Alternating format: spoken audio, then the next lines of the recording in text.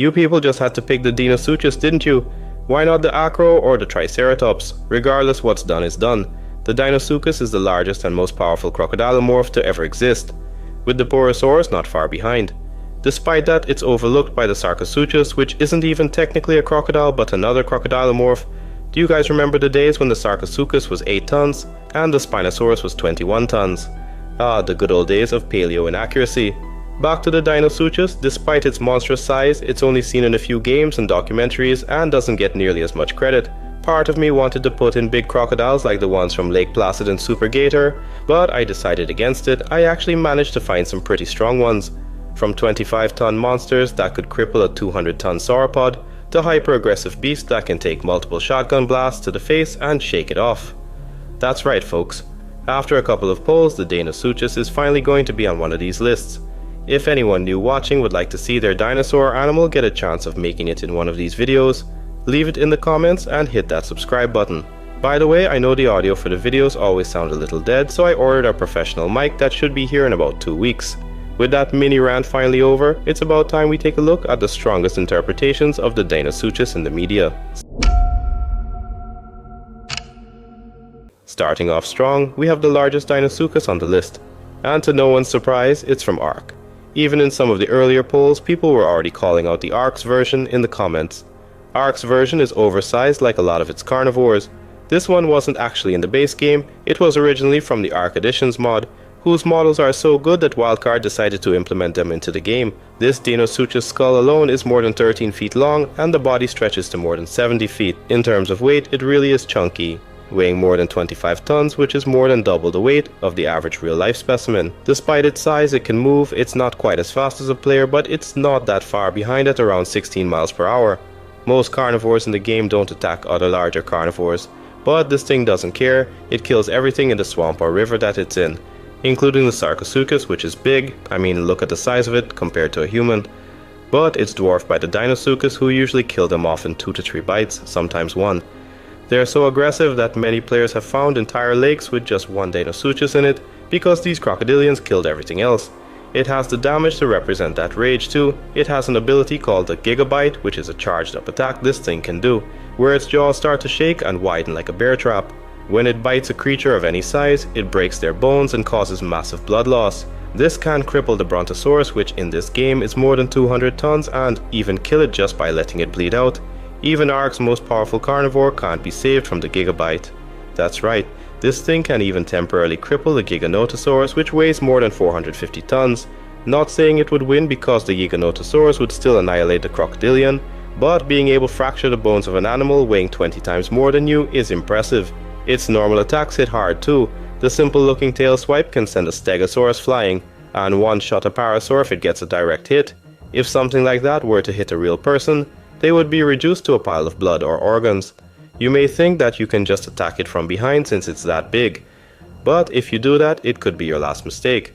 Like some modern crocodilians, it can turn an entire 360 degrees with its jaws open ready to put down its attacker. In terms of durability, it's well equipped.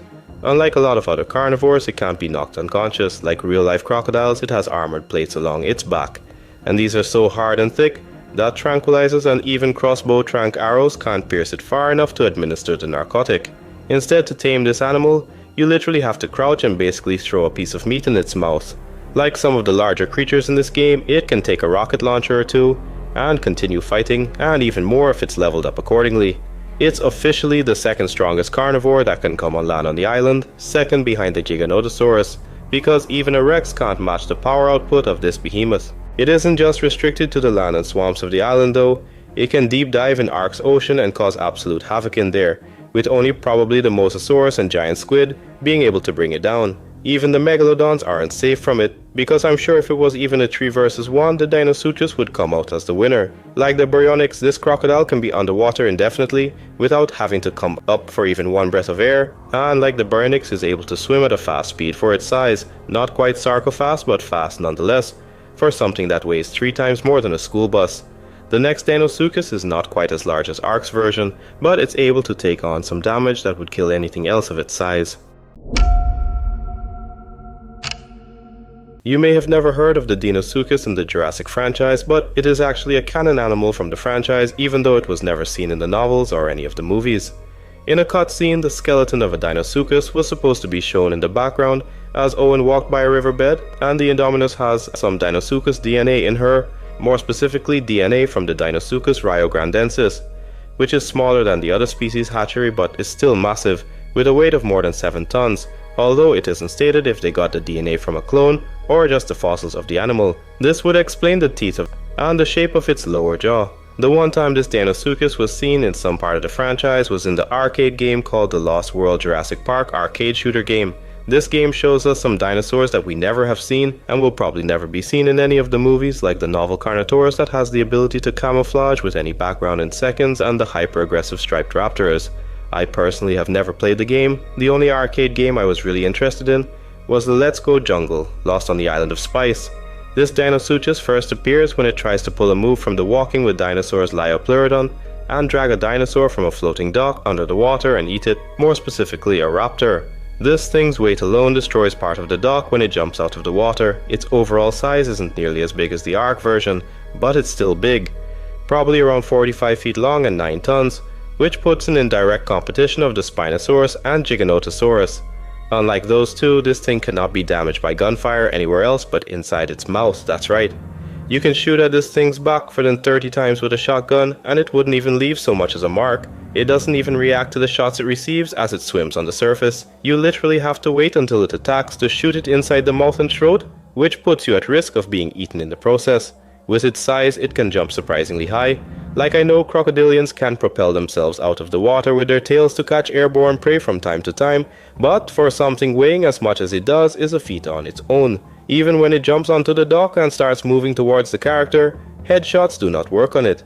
There are very few items able to resist a close-up blast from a shotgun without some type of damage, but the Deinosuchus in this game can take round after round of shotgun bullets to the head and snout without giving even a single reaction. Eventually it is brought down after shooting at the only parts the bullets can pierce, which is inside the mouth and throat, as it falls into the water and sinks to the bottom. This may be one of the reasons the Indominus is as durable as she is, with her barely reacting to shots from Owen's gun, and it would also explain the osteoderms on her back, although she's not nearly as durable compared to the real thing.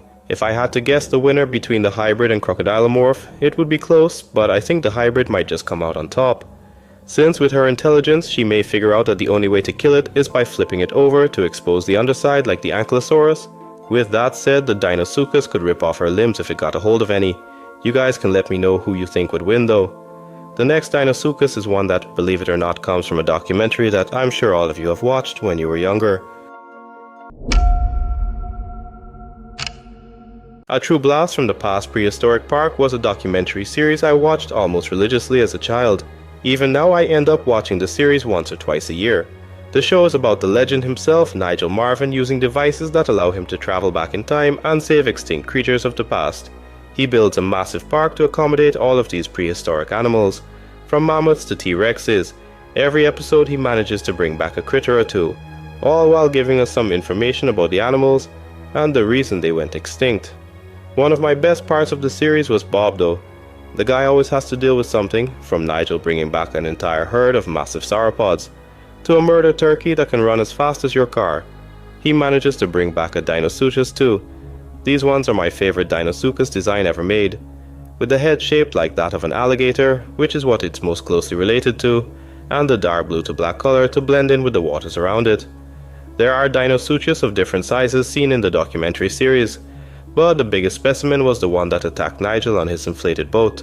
Nigel is 6'2", and if we put him next to that one's skull, it would have at least 2 feet left of space, making the skull around 8 feet long, which is 3 feet longer than the average Deinosuchus specimen. As for the entire body, I would say somewhere between 45 and 50 feet, with a weight of 8 to 10 tons, which would make it an extremely large specimen, but not the biggest, since some fossil matter from different specimens show that they could possibly push 14 tons, but it's not confirmed. Despite this size, these Deinosuchus are very precise, as seen with this one who was able to perfectly time an attack and catch a pteranodon flying over the water. Another one was able to drag a juvenile Parasaurolophus into the water without any form of resistance, where they worked as a team to tear apart in the water. One thing about this prehistoric alligator is that in the series it just bullied different species of tyrannosaur. The documentary says that the Albertosaurus is 3 tons, which is pretty accurate. But if we compare these Albertosaurs to the T-Rex in the first episode, which is stated to be between 5 to 6 tons, there isn't that much of a size difference. If we compare Nigel to both of them, the Albertosaurs are smaller but not by 4 or 3 tons. In the show they are about 4 tons or heavier in weight, which is about the size of the average Tarbosaurus. These Deinosuchus just bully this pack of Albertosaurus off a carcass, and one even takes a piece from one of the dinosaurs' mouths, forcing them to back off on their own terrain. In the last episode, one almost killed Matilda, which was one of the T-Rex Nigel saved, and was 5 tons in weight. The Deinosuchus jumped out of the water and barely missed her leg. If that bite connected, it would have shattered the Tyrannosaur's leg. There aren't many crazy feats compared to the previous 2 Deinosuchus, but for being a documentary animal, it still is impressive in its own right. The last one is just small a step up in terms of power compared to this one, but that small difference could make the difference between a win or a loss. The Isle Deinosuchus is the very reason all Isle players think before they even attempt to take a drink of water. The Isle was a game I never played much. I think I played it like 10 times a year or 2 ago, because I either couldn't find a real player and was left with just the bots, or I was always killed before I could even get to the second growth stage. The game is the horror version of dinosaur games, where you have to start off as a baby and try to make it to adulthood. And if you play as the stronger dinosaurs like the Rex and Giganotosaurus, this can take an entire day. You can be 15 seconds away from reaching adulthood, and something will almost always manage to kill you. The Deinosuchus is playable in Ivrima, which is a swamp map of sorts with many large bodies of water, with each somehow having one of these scaly fiends. The Deinosuchus in this game is the smallest on the list. I could be wrong, but I think the max weight you can get from these guys is a little over 8 tons, which is fairly accurate to the real thing. Every single player in the game second guesses jumping into the water because of these guys. They can drag an adult Carnotaurus from hundreds of feet on the land back to the water, and no matter how much the Carno may fight, it can't escape unless the Deinosuchus chooses to. Even the Stegosaurus, which is the heaviest hitting herbivore on the map, doesn't mess with the Deinosuchus, because in just a few bites and not even fully grown Deinosuchus can kill the adult Stegosaurus.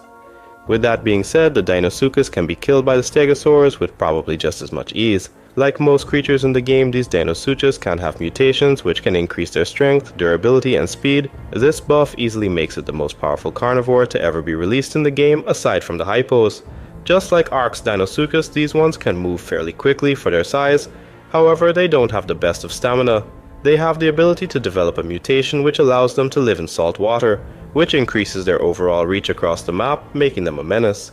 In a real life situation that would be a serious hazard. Imagine thinking you need to worry about sharks when stranded at sea, but then you see a 8-ton meth gecko swimming straight towards you. They have good durability too. It takes a decently sized pack of adult Carnotaurs or Ceratosaurus to bring a fully grown Deinosuchus down on the land, and if the Deinosuchus is in the water, no other dinosaur in the game can stop it, except for another Deinosuchus, which is actually a real threat because they are notorious cannibals in the game. While not showing abilities like the earlier spots such as resisting gunfire, they can take attacks from 4 adult Carnotaurus and win, which is a big feat considering the Carnotaurus is around 2 tons. Alright folks, that brings us to the end of the video. Hope you enjoyed it. A few of you may be asking why Dill wasn't mentioned, but to be honest I don't think she's stronger than any of the others on this list, nor as big. Yes, she broke some pieces of rock with her tail, but that was just about it. She's one of the few sharp teeth that are smaller than the real life version, and is definitely smaller than the ones we have here, and she gets chased away easily by a plesiosaur. But let me know what you think. I plan on starting a Patreon sometime late next month after I get a professional microphone so I can interact with you guys better. With that over, don't forget to like and subscribe. I'll see you in the next video.